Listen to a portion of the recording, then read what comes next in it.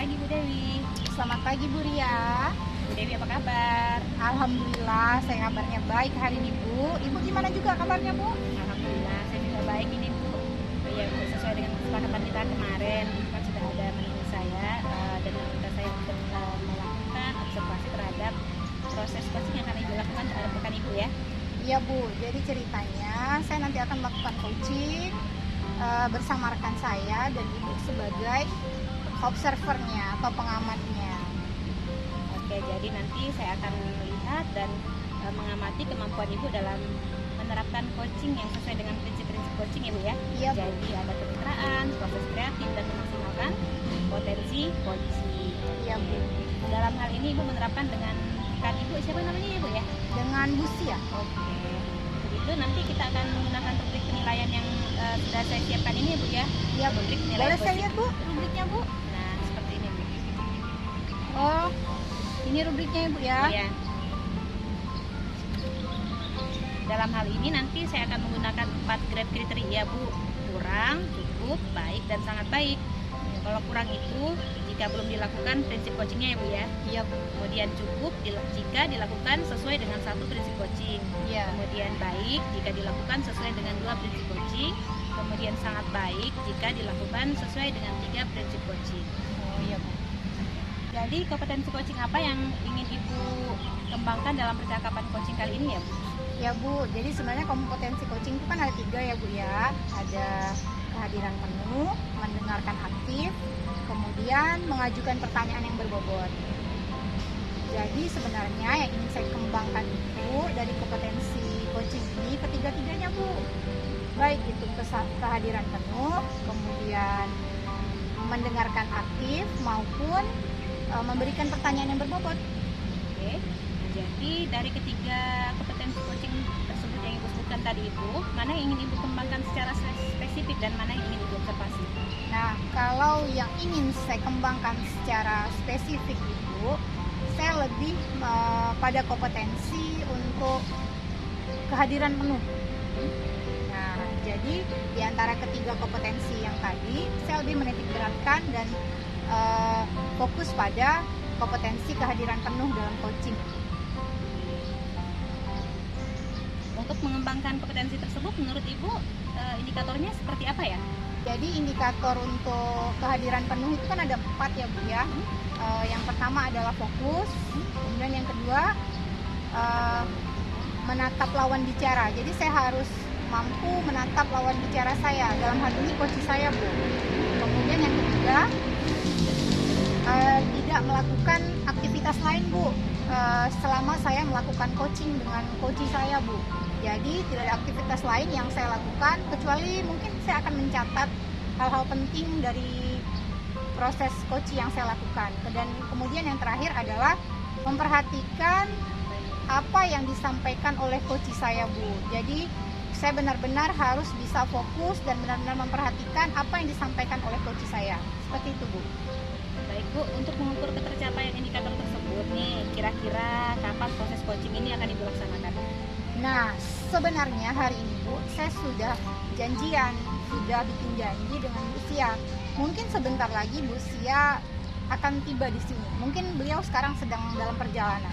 Oke, berarti hari ini saya langsung mengamati dan melihat secara langsung ya Bu ya? Iya, boleh Bu, boleh. Saya langsung observasi aja sekalian Oke. supaya kita nggak harus atur waktu di lain waktu lagi. Iya Bu, karena Bu Sia juga sekarang dalam perjalanan ya. Oke, baik kita tunggu aja ya Bu ya. Oke, makasih Bu. Sama. Oke Bu Ria, ini Bu Sianya udah datang. Bu Ria, perkenalkan ini Bu Sia. Halo Bu Sia, apa Bu kabar? Ria, baik. Nah, ini Bu yang saya sampaikan tadi, ini yang namanya Bu Sia. Oke Bu Sia, apa kabar hari ini Bu Sia? Luar biasa sehat. Alhamdulillah, semoga Ibu juga selalu sehat, Ibu dan keluarga, dan kita semua selalu dilimpahkan kesehatan. Bu Sia, Ibu kan baru datang nih, sepertinya Ibu lagi kepanasan ya Bu? Iya Bu, cuaca ini panas, gerah. Soalnya kan ini kan udah titik kulminasi nih Bu hari ini. Makanya Oh panas. iya ya, kita kan di Kalimantan ya Bu ya. Jadi tanggal 21 sampai 23 di kulminasi.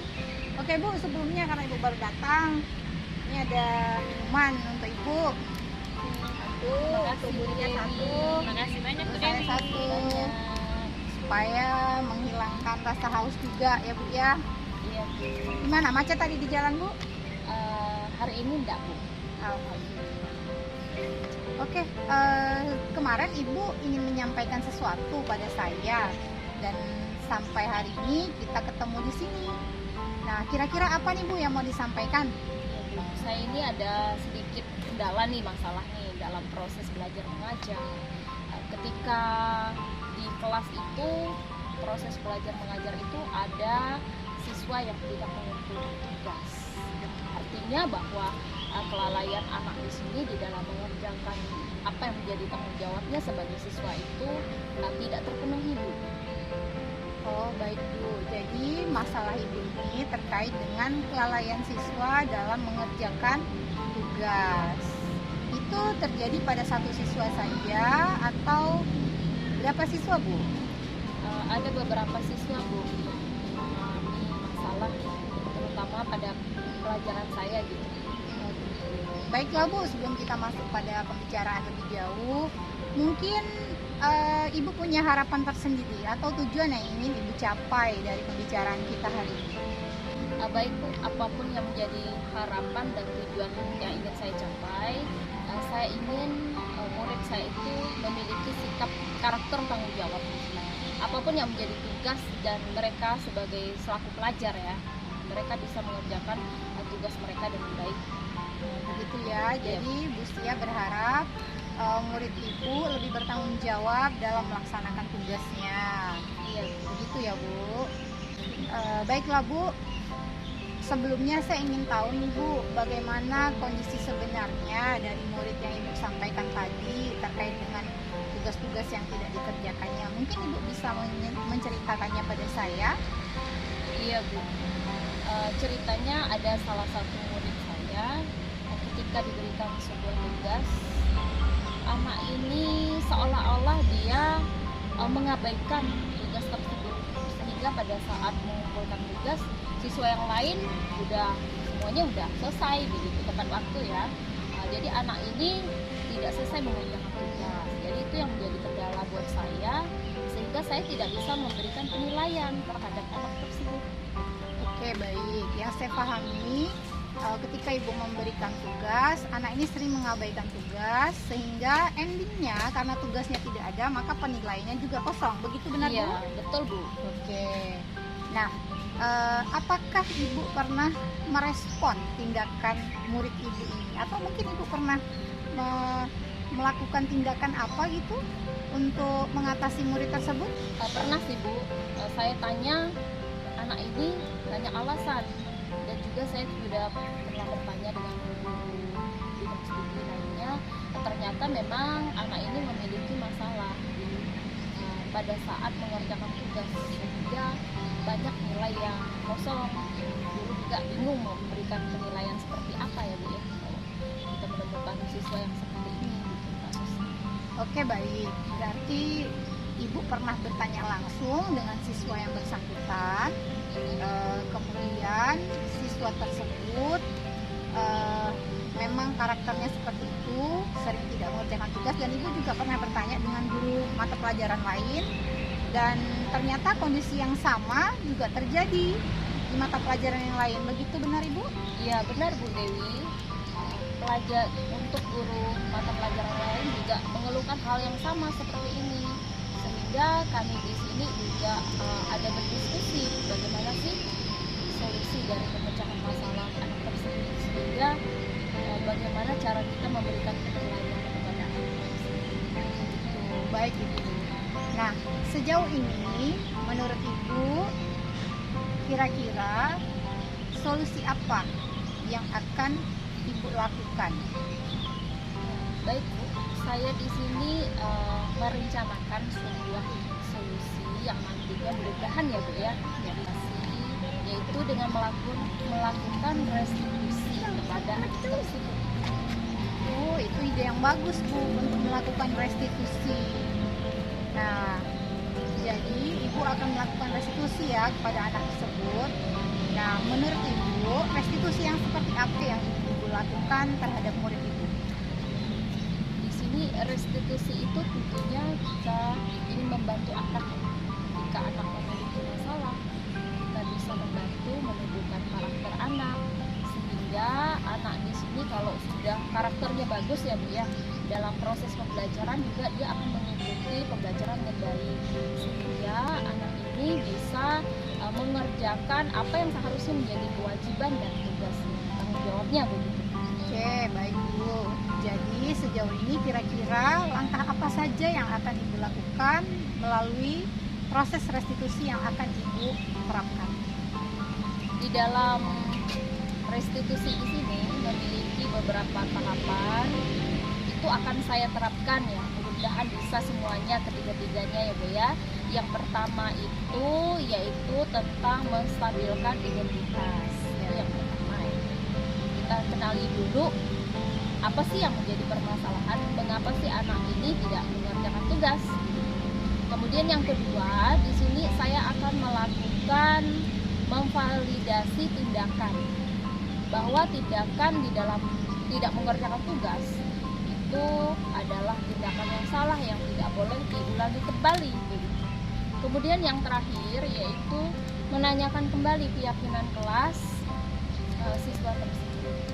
Apa sih yang menjadi keyakinan yang sudah kita sepakati bersama, ya itu harus dijalankan gitu. Itu sudah menjadi tanggung jawab karena kan udah menjadi kesepakatan kita bersama. Nah, dalam hal ini saya memberikan apresiasi pada Ibu untuk langkah-langkah restitusi yang Ibu akan lakukan pada murid Ibu.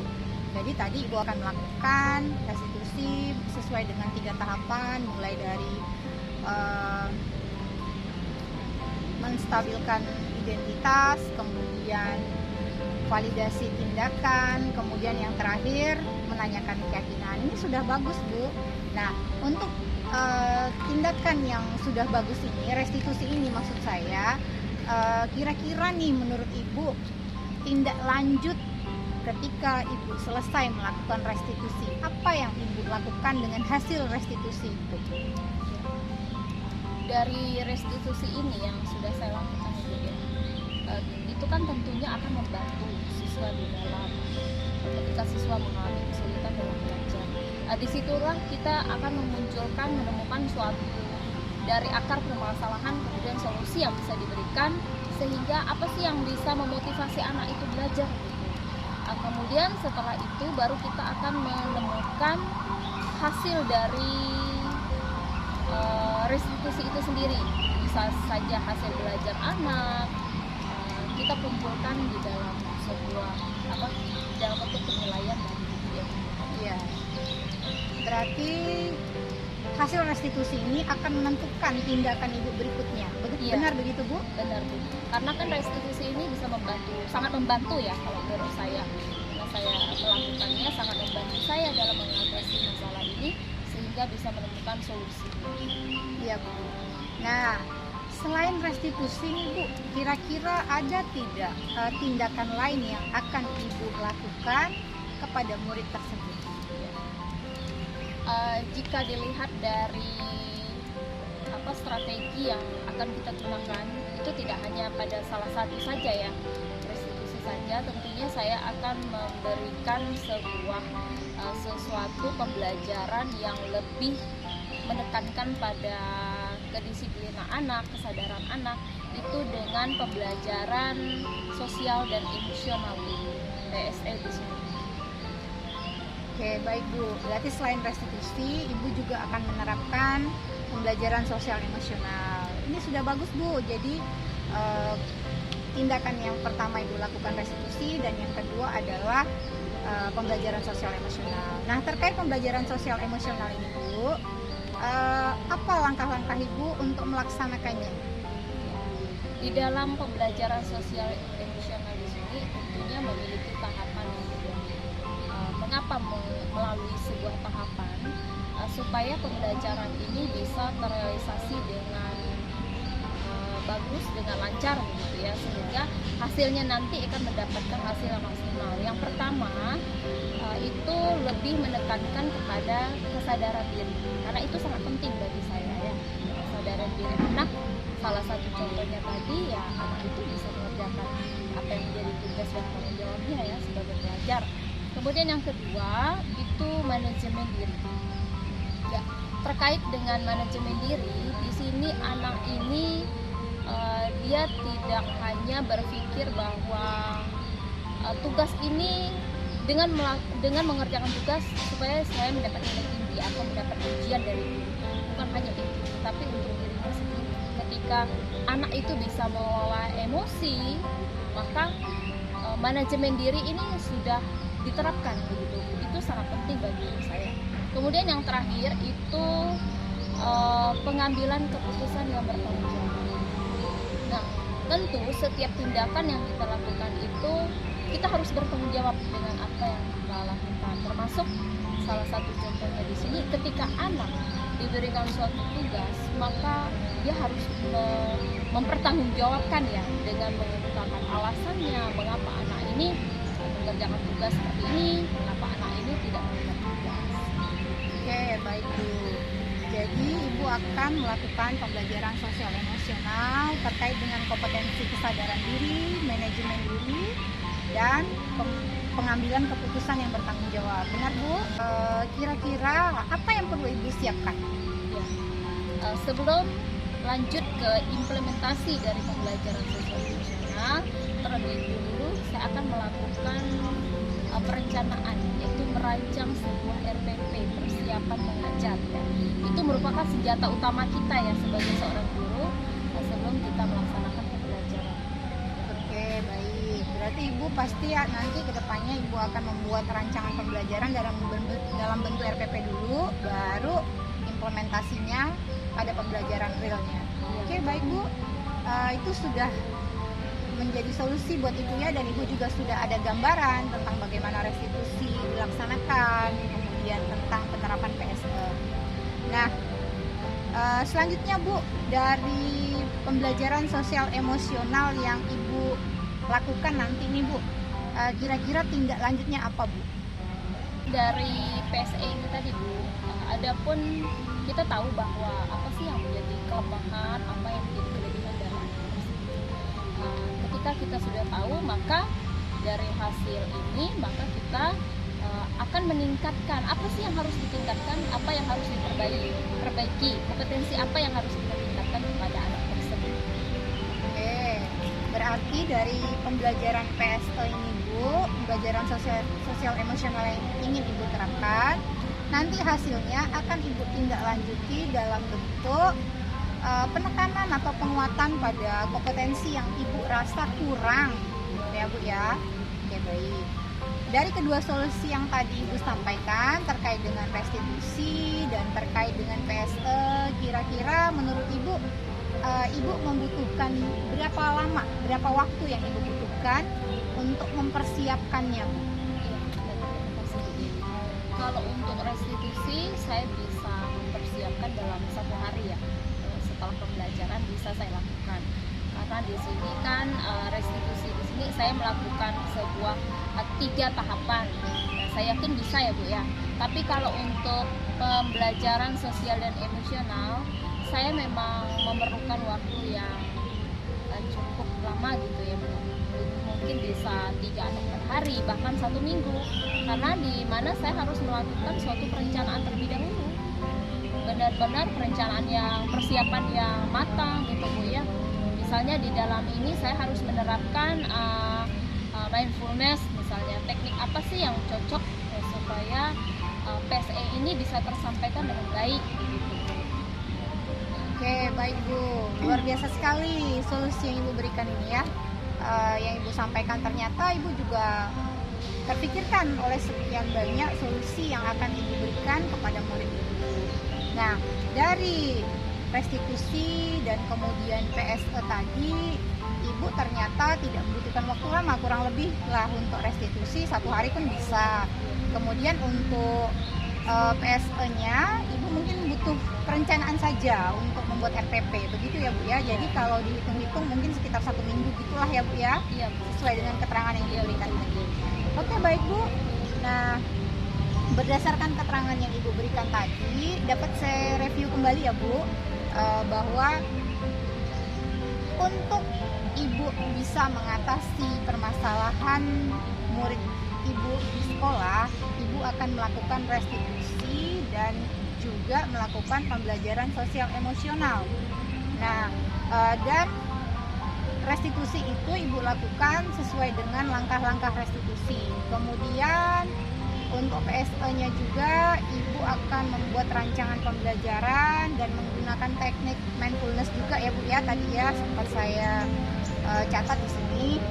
Nah, dari kedua itu kira-kira mana yang akan ibu laksanakan bisa direalisasikan dengan segera? Kalau untuk perencanaan yang akan saya realisasikan dengan segera itu pada restitusi, karena penekanan pada seperti 3 tahapan ini yaitu memvalidasi dan menstabilkan identitas. Itu kita harus tahu apa sih yang menjadi permasalahan ini, anak ini kenapa sih harus tidak mengerjakan tugas begitu kan. Identifikasi dulu terlebih dahulu, kemudian baru kita pada tahapan validasi tindakan yang salah dan juga menanyakan pada keyakinan. Oke, berarti ibu akan melakukan restitusi terlebih dahulu. Kemudian dengan pembelajaran sosial emosionalnya? Pembelajaran sosial emosional itu akan saya lakukan rencananya itu dalam jangka waktu yang akan mendatang gitu ya Bu ya, sehingga bisa terrealisasi karena saya perlu persiapan juga Bu. Oke, baik Bu. Berarti yang pertama ini yang ibu laksanakan lebih dulu adalah restitusi, kemudian dilanjutkan dengan PSE, begitu ya Bu? Nah, untuk restitusi dan pembelajaran sosial emosional ini kira-kira ibu akan melakukannya sendiri secara mandiri atau mungkin ibu berdiskusi atau berkolaborasi dengan pihak lain? Di dalam membantu menangani masalah siswa di sini tentunya saya tidak sendiri karena saya di sini butuh orang lain ya, rekan kerja, rekan guru akan melakukan kolaborasi bantuan dari guru untuk restitusi dan juga PSE di sini. Oke, baik Bu. Kira-kira siapa yang akan ibu libatkan Yang akan saya libatkan di untuk sini, restitusi dan PSE? ya, yang akan saya libatkan di sini tentunya salah satu guru yang juga merupakan mengampu mata pelajaran di kelas yang sama.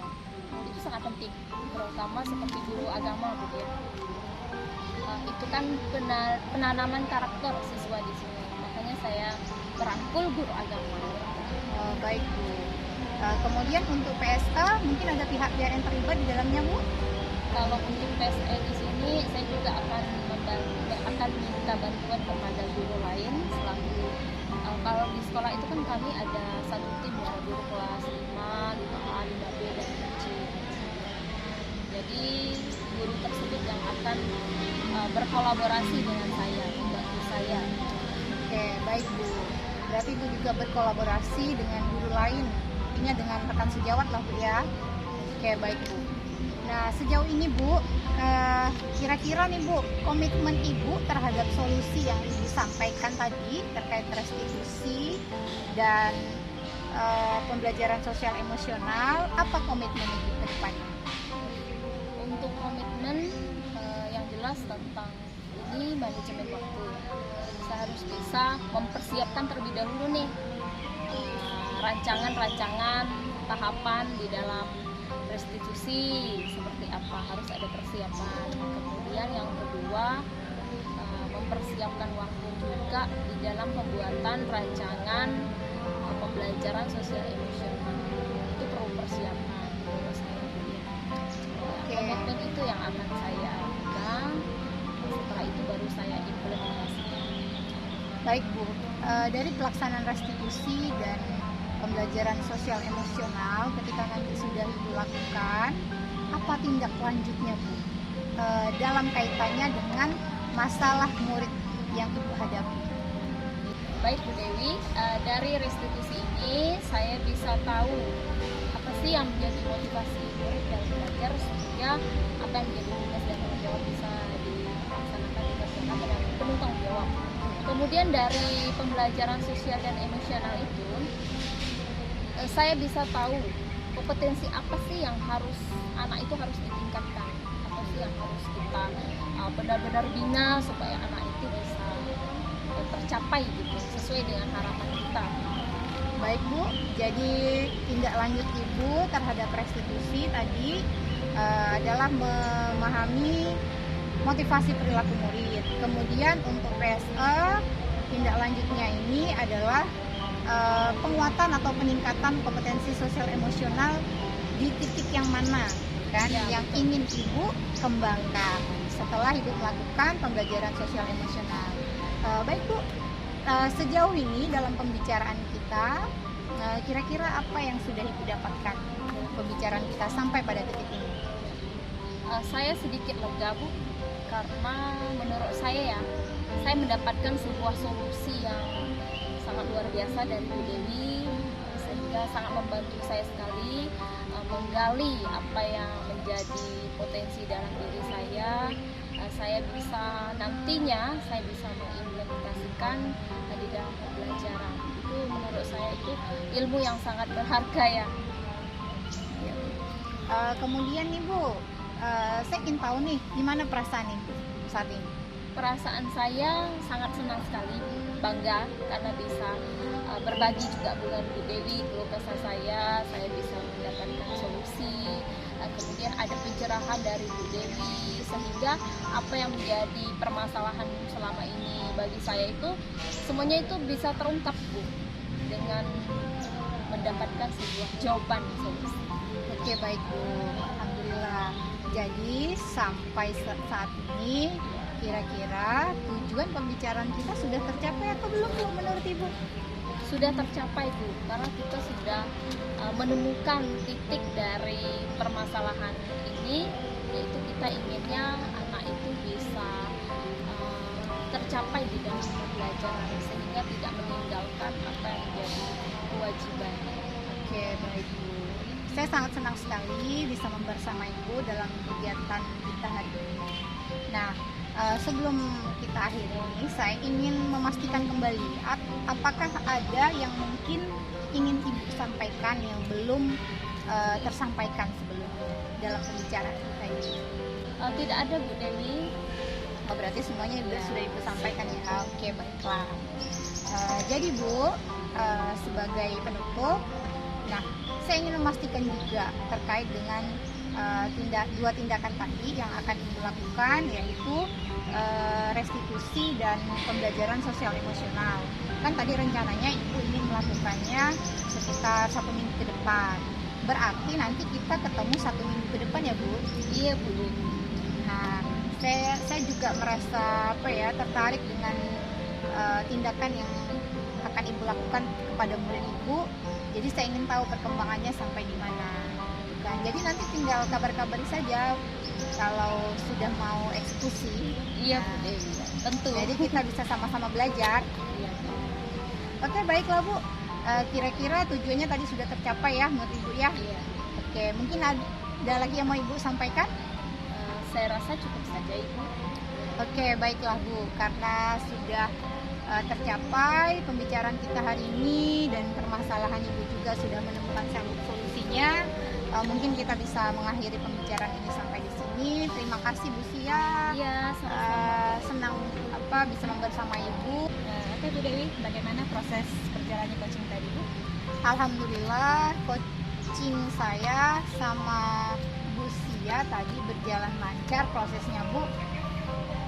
Baiklah, kita langsung aja membahas hasil catatan dari proses coaching tadi ya Bu ya. Ya Bu. Jadi di sini tadi sebelumnya saya ingin tahu dulu nih Bu, apa saja yang sudah Ibu lakukan untuk mengembangkan kompetensi di coaching sesuai dengan yang Ibu rencanakan. Oke baik Bu, saya buka catatan saya. Pertama yang sudah saya lakukan adalah penerapan prinsip coaching Bu. Kemudian saya juga melakukan coaching itu berdasarkan alur tirta, mulai dari tujuan, kemudian mengidentifikasi, yang ketiga rencana aksi, dan yang keempat adalah tanggung jawab.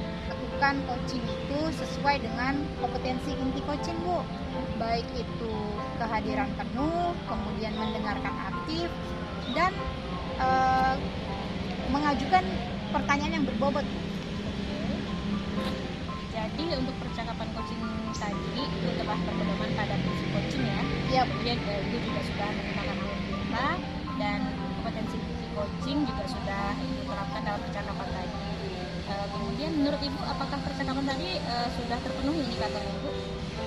kalau menurut saya sudah. Tadi Ibu sudah menyampaikan catatan Ibu tentang proses percakapan coaching yang telah Ibu lakukan. Sekarang saya akan menyampaikan catatan hasil pengamatan saya selama proses coaching tadi ya Bu ya. Baik, Bu. Nah, di sini yang sudah saya catat yang pertama prinsip coaching. Saya catat ya, Bu. Jadi Oke. saya bisa memperbaiki Oke. kompetensi saya yang dimana yang kurangnya. Baik. Nah, untuk prinsip coaching, nah dari percakapan tadi sudah terjalin hubungan kemitraan dan prosesnya juga sudah begitu kreatif. Kemudian Ibu sudah terlihat mampu memaksimalkan potensi coaching Ibu dengan aktif. Kemudian untuk alur cerita tadi yang saya catat dalam percakapan juga sudah terpenuhi unsur-unsurnya, mulai dari tujuan, kemudian identifikasi, rencana aksi, dan tanggung jawab. Kemudian semua unsur ini sudah terpenuhi dengan baik tadi ya Bu ya. Ya. Kemudian selanjutnya untuk kompetensi inti coaching juga sudah berkembang dengan baik. Mulai dari kehadiran penuh, tadi Ibu terlihat fokus pada materi, kemudian menatap lawan bicara. Ibu juga tidak melakukan hal lain selain mencatat dan memperhatikan apa yang disampaikan oleh coaching Ibu tadi. Ya. Dan yang dari sini dari catatan saya mengajukan pertanyaan berbobot, tadi ini juga sudah terlihat mampu memberikan pertanyaan yang bersifat terbuka dan berbobot sesuai dengan jawaban yang berkembang dari coaching dalam percakapan coaching tersebut. Terima kasih Ibu. Karena kompetensi inti coaching Ibu dalam coaching tadi sudah baik, kompetensi apa yang ingin Ibu kembangkan pada proses coaching selanjutnya kira-kira Bu? Nah, karena pada proses coaching kali ini saya menitik beratkan pada spesifikasi kompetensi kehadiran penuh, maka pada proses coaching berikutnya saya ingin mengembangkan kompetensi mendengarkan aktif. Oke, baik. Jadi proses selanjutnya yang ingin Ibu kembangkan adalah kompetensi mendengarkan aktif ya Bu ya? Ya, Baik Bu, untuk memperdalam kompetensi tersebut kira-kira apa yang akan Ibu lakukan? gini Bu, jadi untuk saya pribadi saya akan mengembangkan kompetensi coaching terkait dengan mendengarkan aktif dengan cara merefleksi diri saya sendiri. Jadi saya kedepannya akan melakukan refleksi secara mandiri, kemudian saya ibaratnya membuat centang di mana letak minusnya saya dalam melakukan proses coaching, sehingga dari minus-minusnya itu Bu baru akan saya perbaiki. Di mana letak kurangnya, nanti di situ akan saya perbaiki kekurangan saya.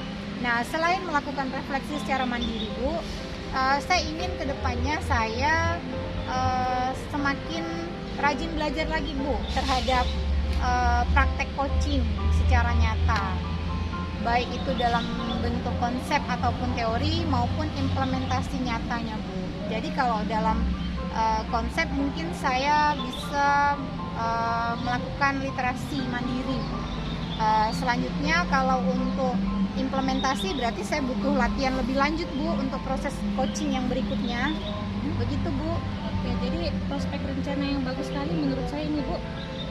Ibu akan mulai merefleksikan diri, kemudian tadi Ibu juga memperbaiki kekurangan ya dengan daftar checklist tadi ya. Iya. Kemudian berlatih coaching, belajar praktek coaching, itu juga literasi, rencana yang bagus ini Bu. Dan kira-kira kapan Ibu akan melakukannya?